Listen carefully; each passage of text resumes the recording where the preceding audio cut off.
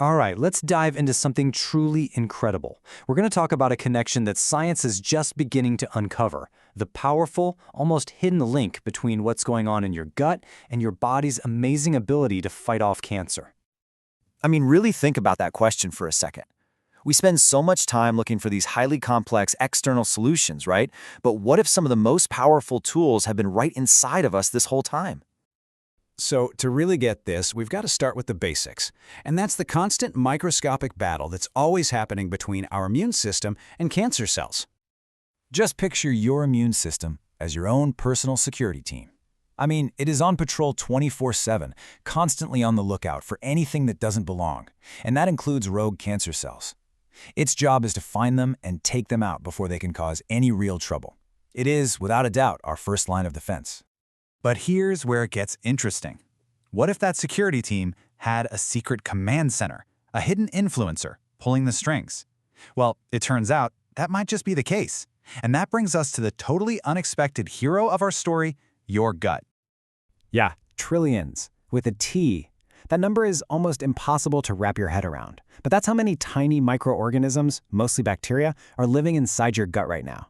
It's not just a few little helpers, it's a whole teeming ecosystem, an army of microbes that has a huge say in your overall health. And this bustling community has a name, the gut microbiome.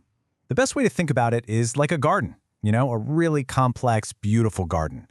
When it's healthy and thriving, you've got all sorts of different helpful plants, all working together, keeping the soil rich and the whole system in balance.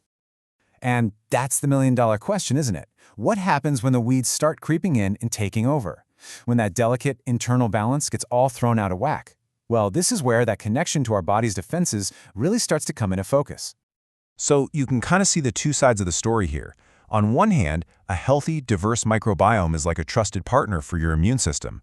But when it's out of balance, that's a state scientists call dysbiosis. It does the opposite. It can actually stir up chronic inflammation and weaken your immune system's power to do its job. And this isn't just one thing. It's like a domino effect. It all starts with that imbalance, the dysbiosis. That leads to this constant low-level inflammation throughout the body. And over time, that inflammation can wear down and disrupt your immune system's ability to hunt down cancer cells. Okay, but here's where the story takes a really hopeful turn. We've talked about the problem, but what about the solution? If an unbalanced gut can hurt our defenses, does that mean rebalancing it can actually help? Well, the science is really starting to point to a big, hopeful yes. And get this is absolutely a game changer. We're not just talking about general wellness anymore. We're talking about making cancer treatments work better. Immunotherapy, which is one of the most exciting advances in cancer care, basically unleashes your own immune system. And this research is suggesting that the health of your gut could literally make or break how well those powerful treatments work. Wow.